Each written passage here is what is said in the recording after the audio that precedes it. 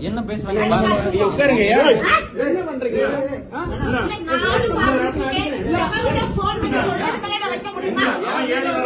வீட்டுல வந்து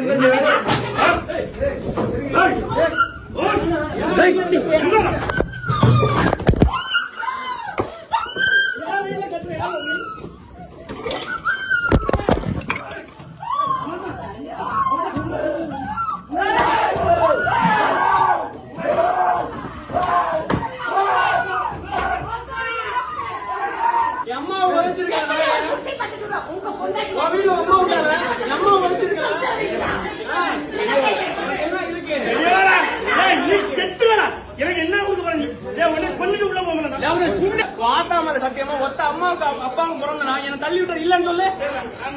அப்போதான் அவ்வளவுதான் அவ்வளவுதான் அவ்வளவுதான் அவ்வளவுதான்.